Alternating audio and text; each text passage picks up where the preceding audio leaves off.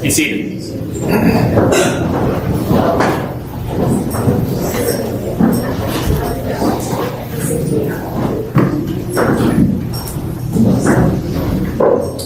Okay, next case we have on the docket is Armanta Waters versus the state. And it's Ms. Lennon, is that correct? Yes. All right, I'm going to assume 5 minutes for rebuttal unless you tell me differently.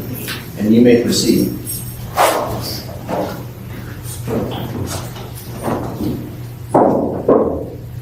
May it please the court. Yes. My name is Valerie Lennon, and I represent the appellant Armanta Waters. At this time, may I reserve 2 minutes for rebuttal? You may. There are 2 issues before the court today. First, impeachment testimony, and second, sufficiency of the evidence. Unless there are questions on that second issue, I would like to stand on the briefs on that issue, unless the court has questions on that. So turning to the facts of the case, I realize that the court is apprised of the facts, but because the issue is facts intensive, I would like to go through it really quickly. The charges in the case are first-degree murder and robbery. Mr. Waters was charged as a principal with first-degree murder.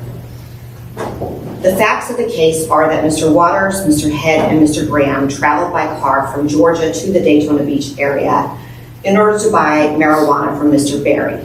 Upon arrival, Mr. Berry invited them into the apartment. Now, Mr. Waters had bought marijuana from Mr. Berry before. He used his own identity, his own name. He didn't try to disguise his appearance or anything. He had sufficient cash on hand to buy marijuana from Mr. Berry. Once inside, they'd just driven down from Georgia, he asked to use the restroom. Mr. Waters asked to use the restroom. While he was in the restroom, Mr. Graham and Mr. Head began beating Mr. Berry. While they were attacking Mr. Berry pulled for his girlfriend to grab his gun. Presumably, while the girlfriend turned to go get the gun, Mr. Graham shot the girlfriend. It was only after Mr. Graham shot the girlfriend that Mr. Waters emerged from the restroom. These are the facts that everyone agreed upon at trial. Those were undisputed. When Mr. Graham was on the stand, the state asked him, did Mr. Waters take part in planning the robbery? He refused to answer that question. The state did not ask him on direct examination what Mr. Waters was doing in the restroom.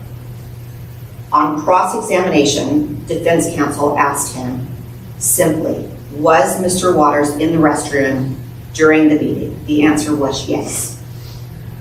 On redirect examination, here's where the problem arose. The state asked Mr. Graham, what was Mr. Waters doing in the restroom?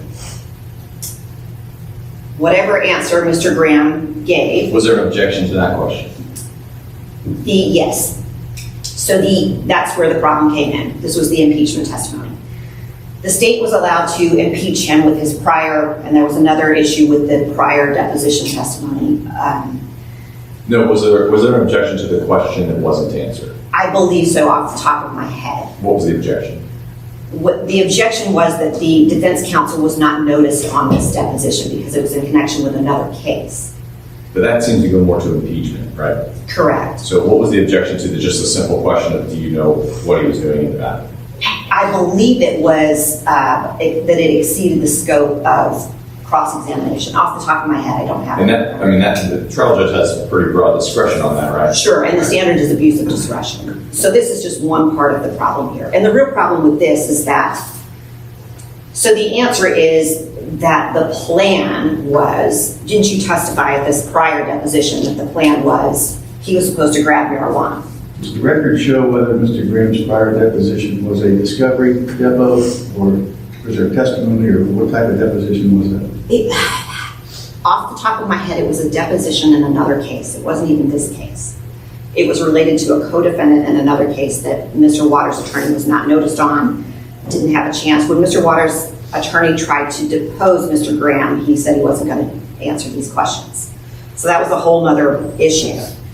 So we get to this is impeachment testimony, and Mr. Waters' attorney can't cross-examine him on this answer.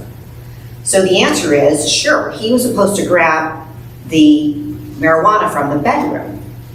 So that's out. The trial court gives a limiting instruction. Defense counsel objects, gives the limiting instruction. So there's that. That's problem number one. Can't cross-examine him on that. And then we get to closing argument. And then the prosecutor tries to argue this as substantive evidence twice. Not once, but twice. So here we have an even bigger problem. So sure, there's a curative instruction, sure, there's a motion for a mistrial, but now the jury's heard this 3 times. And even most legal minds have difficulty understanding the theory behind impeachment evidence. So in theory, impeachment evidence is only to be considered for credibility. It's not to be considered for guilt or innocence. But to ask the average juror to only consider, hey, you heard that Mr. Waters was planning the robbery, but you can only consider that for credibility. You can't consider that for guilt or innocence. It's really unrealistic or impractical. But that's what the standard jury instruction says. It's what it says, but it's really unrealistic. They should have granted the mistrial here. The fact of the matter is that Mr. Waters was 19 years old and he's serving life imprisonment as a result of this trial. The only evidence that linked, so put that aside, put this impeachment testimony aside, the only evidence in this trial that linked Mr. Waters to the robbery was Mr. Berry's testimony about what happened when he came out of the restroom. And what Mr. Berry said was that Mr. Waters didn't act surprised when he came out of the restroom, and as they're going out the door, he grabbed some marijuana. That was it. So if you're the average juror, and you're trying to decide if Mr. Waters is guilty as a principal of first-degree murder. So after he came out of the restroom, he immediately left. No, they stood there for a minute, and I believe Mr. Berry said they told him to be quiet. Mr. Waters didn't act surprised, and he grabbed marijuana as he walked out the door, as they ran out the door, as Mr. Berry's shooting at them. There wasn't any continued fighting or tussle or anything after he exited the restroom? No. Okay. So you're the average juror, and you're trying to decide, and you've already got this in the back of your head. It's likely that this tipped the scales in favor of guilt. And if we, the people, are going to convict Mr. Waters at 19 years old and send him to jail for the rest of his life, we've got to do it the right way. We've got to give him the trial that doesn't cut corners, the trial that the Constitution affords, a full and fair opportunity to defend the charges against him, and this was not it. So the improper impeachment, as argued here, was in response to a question that he actually answered. Is that correct or not? He did answer or didn't answer? Because you started out talking about a question that he refused to answer. So on direct examination, he refused. Right, because there's a lot of it. So I'm trying to make sure I'm remembering the right question and answer. Did he answer this one or not? And it was about what was your client doing in the restroom, right? So here's my notes. I don't have that actual section in front of me, but the transcript is pages 502 through 503, and it's over objection. The state was permitted to impeach his own witness, and it says, "Isn't it true that under oath on May 24th?" No, before that, before the impeachment, what was the question asked? I don't have it in front of me. Oh, okay, all right. That might be important though. Right, and whether he answered it? Did he answer so you don't know what the question was? I don't have You don't it. know if he answered it? Okay. So he doesn't answer what the state wants him to answer. Right. And then they come out and say, the prosecutor recites what he said in the previous. So whatever he answers is not what they want him to say. I think he says, "I don't know," or whatever. And then they say, he was supposed to go in the room, and grab the marijuana. Wasn't that your original statement? So there was an objection, and then that was the part that comes out. Because it was part of the plan for him to go back, for him to ask to go back to the bathroom and go close to the bedroom. So he never says this part, but the state comes out and says this. That was on redirect. So again, the purpose of redirect is to limit or clarify what happens on cross-examination, not to elicit new testimony. Yeah, but again, we already established it's pretty broad discretion there, right? Sure. So, I mean, if But that was not given- unlimited discretion, right? Okay. But that seems, Again, because Mr. Waters can't cross-examine him on this. right, it does seem like whether there was improper impeachment is an entire, it seems like it's an entirely different issue than whether the trial judge should have allowed the question on redirect. Am I missing something there? Say that again, I apologize. Well, whether there was improper impeachment, right? That seems like an entirely different issue, different argument than whether the trial judge erred in allowing the question to begin with on redirect as outside of the scope. So Are sure, those two different arguments? no, I don't Okay. think so. So the question, okay, So if the trial judge allows a question that he or she should not allow on redirect because it's outside the scope, there might not be any impeachment at all in that situation, correct? Two different it questions. could be, but then it gets murky. So the Right. question on Cross was he located in the restroom the entire time? Yes. And then the question that was objected to on redirect was what was he doing? That was objected to. That's the objections beyond, Overruled as beyond the scope. but that's a different argument, a different issue than whether there was improper impeachment. So that was overruled. Hold on. Okay. Yes or no? Different arguments. I don't think so. I think it's all tied into one because of the answer that came out of it. Okay. I think it's all tied Walk me together. through it then, make me understand. Okay. So we get the overruled objection, and then this is directly the answer that we get. So then it gets muddy, and then it continues into closing argument because it's already out there. Well, on redirect, the question is asked, there's an objection, hey, that's beyond the scope, trial judge says, I'm gonna allow it, right? So the question's asked, then we get an answer, right? Right, and I think the The answer state was- the state could have let it go and done nothing else with it, moved on, right? But instead, they ask an impeaching question, correct? Correct. Right. And then we So get one the- argument is about whether the first question is beyond scope. The other argument is about whether the impeachment question is proper. I'm trying to understand your arguments. And I'm trying to understand your questions, Your Honor. I think they're all tied together, but I think Okay. Well, they clearly are, because you wouldn't get the impeachment without the first question. okay. But the alleged error is different. I don't see it that way. I see it as all tied together because the questions are all in one. But the real error is what came out of it. Would there have been I mean, an how much impeachment it is. argument? Would you be arguing a proper impeachment if the state had moved on after they asked what was he doing in the bathroom, and then the witness said, I don't know. If the state had moved on and moved on, there would be no impeachment argument at all. No impeachment argument at all. No, I would I think that proves they're different arguments, Yeah. but go ahead. So we would not be talking about it here. Gotcha. The real problem is what came out of that. I'm a little confused as well. What was the impeaching question? So what was he doing in the bathroom? What was he doing in the bathroom? And that would be a different question than why was he in the bathroom? Wouldn't it? Well, because there was testimony that he was using the bathroom, for example. Couldn't you impeach that by saying, well, what was he really doing in there? And that's different than, why did he place himself in that bathroom to begin with? Was he part of this conspiracy? Can you ask that again, Your Honor? Are those two different questions? What was he doing in the bathroom, or why did he go to the bathroom? I don't see those as different questions. I see them as the Does same. it one show motive, a common plan between these conspirators? I see them as the same as, Okay. so the question on Cross was simply located in the bathroom. The question on redirect was what was he doing or why was he in the bathroom? You don't see those as two different things. I see them as motive, yes. What was he doing in the bathroom is different than why did he go to the bathroom to begin with? Why did he place himself there during the beating part? I read the trial transcript as motive, the way the question was asked as motive.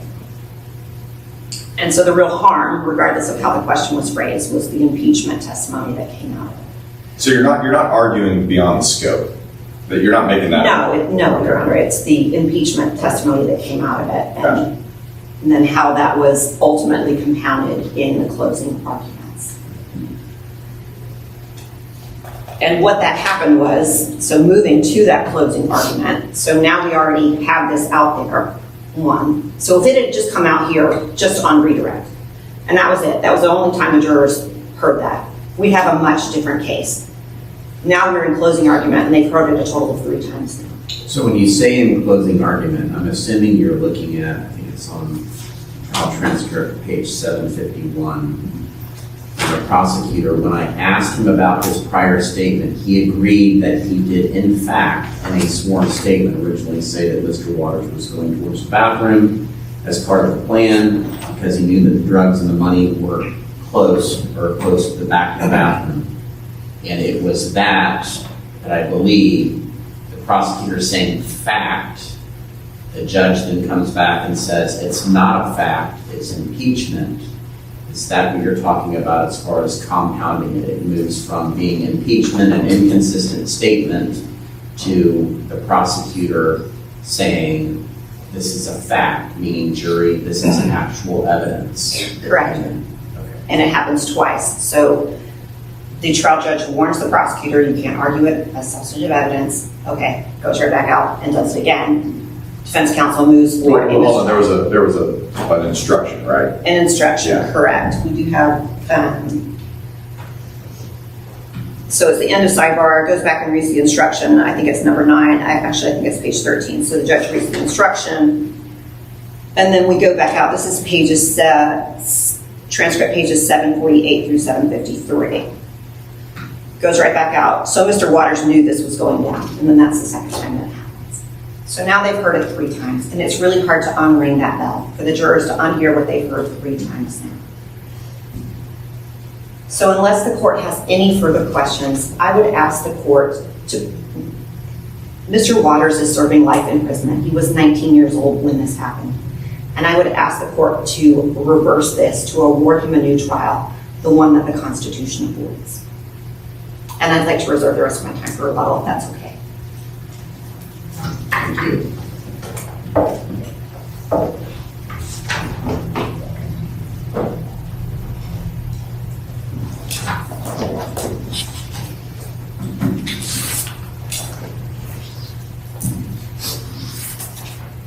May it please the court? Yes. Marissa Giles on behalf of the state. I do want to read that portion of the transcript with the redirect and the questioning that we're discussing here. This is on page 499. So the question that leads into this impeachment initially, the question by the prosecutor is, Mr. Graham, you don't know if Mr. Waters was in the bathroom the entire time, correct? Answer is, he was. Question, you know for certain that he was physically in the bathroom the entire time? Answer, while I was present in the apartment, he was. Question, okay, was he actually using the bathroom? The answer is yes. And there is no objection to any of those questions. And from that last question, was he actually using the bathroom? Answer yes, is where we get the impeachment from the deposition, where Mr. Graham has previously testified in this deposition that the purpose for him being in the bathroom was to, use that connected room to go steal the marijuana and the cash. So there is no objection to that. Inconsistent? Yes, I truly believe that they are inconsistent. Why he was back there waiting for this meeting to occur, he did use the restroom. How are those inherently inconsistent? Well, because his testimony was, I know for a fact that he is using the bathroom, whereas his previous Do we know that testimony. he wasn't? I'm sorry? Do we know that he wasn't? I mean, we don't know that he wasn't. Nothing in the record? Nothing in the record, but we do have Mr. Graham, after he is impeached with this prior testimony, saying, actually, I don't know that he went to the bathroom. So, I mean, there is that. That the impeachment at that point, he changes his answer after he's impeached with the deposition. But I do believe that they're truly inconsistent statements. And the state here is allowed, well, actually, I want to clarify something. It appears from the briefs to me, maybe I misread them, but it appears that counsel is arguing that, as to one of her points, that the trial court did not properly grant a motion for mistrial as to the impeachment itself. However, that motion for mistrial was never made as to the actual impeachment during the impeachment questioning.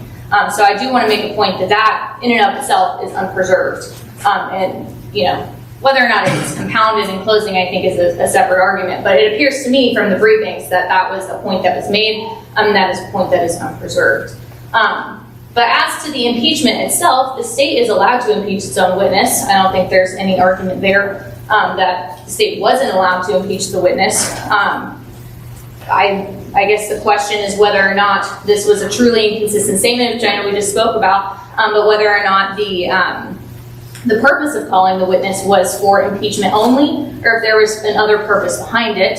And I do believe that there's record evidence to show that this was not solely for the purpose of impeachment, The prosecutor states multiple times that I'm calling him for the truth, to tell the truth, I'm calling him for substantive evidence. Then he does give this entire direct examination. I know that opposing counsel mentioned some questions where he refused to answer. There was a proffer and then there was the actual direct. And on direct, he did answer a large majority of the questions. He did refuse to answer some, but most of the direct he did, in fact, answer. And then he does the cross. He testifies on cross that, Mr. Waters was in the bathroom the whole time. And then we get to this whole impeachment issue. And that kind of leads into the closing. But as for the closing, it's our position that the comments did not go to vitiate the entirety of the trial. They were two comments. Obviously, they were improper comments. The court properly sustained the objection to those and gave curative instructions on both of the comments that were made in closing. And the third time, the judge said, before the third time, which fortunately for you, there wasn't a third time, because the judge's comment was, if you do it again, I'll declare a mistrial. Right. You can't say it's a fact. Right. And your trial counsel said it twice before, it's a fact, right? Clearly improper. Clearly improper, and we're not disputing that wasn't improper. It was. It was inflammatory, right? It was misled the jury, right? Correct. Okay. They were improper comments, but the court here is in the best position to gauge the prejudicial effect of those comments on the jury, considering the entire circumstances of the trial. And the court here found that, if they had happened again, perhaps I would be granting a mistrial. But with these two comments and the instructions that were given, I will declare a mistrial. right, but we did not have a third comment. So had the judge granted the mistrial after the second comment, would that have been an abuse of his discretion? I don't believe it would have been an abuse of his discretion, but I don't believe it was an abuse of his discretion not to grant it here either. Because he is in the position, he has the discretion, he's in the position to best gauge the prejudicial effect of these comments.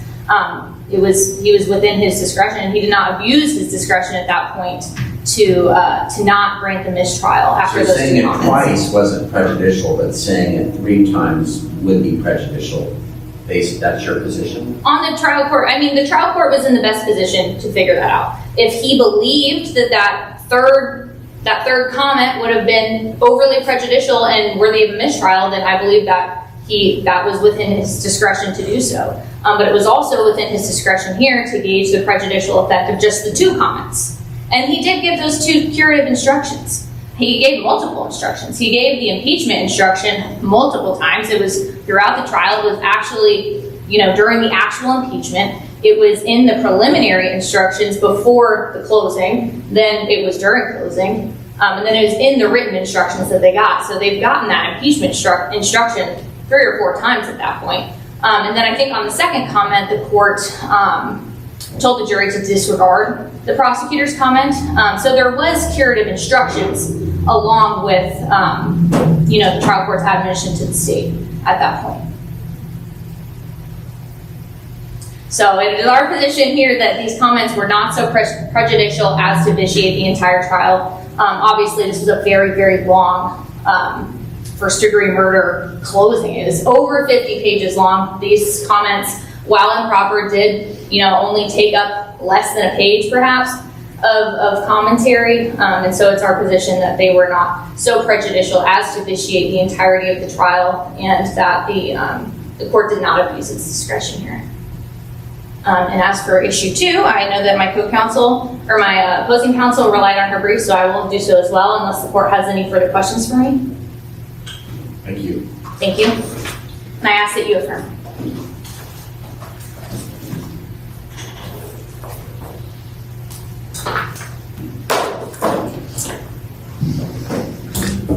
May it please the court. Yes. Obviously, Your Honor, we addressed preservation in the briefs, but it is a lengthy objection to that impeachment testimony on transcripts, pages 502 to 503, so it is preserved. whether it's 2 times, whether it's 3 times, it's clearly improper, it's clearly inflammatory. It clearly misled the jury that they can consider this testimony as substantive evidence of guilt. I don't know how the jury unhears that, no matter how many instructions they hear about disregard that. You can only Well, I mean, consider it for this, consider it for that. At some point, it definitely would become reversible, but I think you're maybe overstating the argument a little bit, right? If that was the law, then a curative instruction would never work. And we would always say, well, the jury can't unhear that, and even though the trial court gave a curative instruction, we have to reverse. Not necessarily, Your Honor. Sure, if it was one time. But now we're at the point where the prosecutor gets up there, she says it once, the judge says, hey, you can't do that. He turns around, gets up and does it again. Okay, that should have been a mistrial. We cannot ignore the fact this young man is serving life imprisonment now because of this. And that was really the only evidence, aside of the fact that he didn't seem shocked and he grabbed some marijuana on the way out the door, that tied him to this robbery. That's really it. That's really all this jury had to tie him to this robbery. Was there any conduct after that came in to evidence? No, it was really thin after that. There was some, and even the state kind of admitted that in closing, that was really, there wasn't much after that to tie him to this. Like, he was with them, but there wasn't much after the fact. Did they change his appearance? No. Okay. No, like they were pretty open about, like they had some Facebook posts, I think it was Instagram posts or something afterwards, but it wasn't really anything after the fact to tie him to this. He didn't change his hair? I thought I read that somewhere. I think they all did. I think that. But going up to the Wasn't he arrested like weeks later? Afterwards. Looking very different? But going up to the robbery and murder, Right. he used his own identity. He set up the robbery. Where did he go? Didn't he go immediately after He went to the the murder hotel room, I believe, with all of them, with all together to try to right? figure out what to do next. But leading up to the marijuana buy, he used his own name. He bought marijuana from Mr. Berry They before. borrowed a car from somebody, Yes. He used his own name, his own phone number. He had cash on hand but they borrowed a car. from a friend. Right. I believe, yeah. But leading up to it, he didn't make any attempts to disguise who he was. He bought marijuana from Mr. Berry before. He didn't make any attempts to conceal that. So, my time is running out. Unless there are other questions from the court, I would ask you to reverse and award Mr. Waters a new trial. Thank you.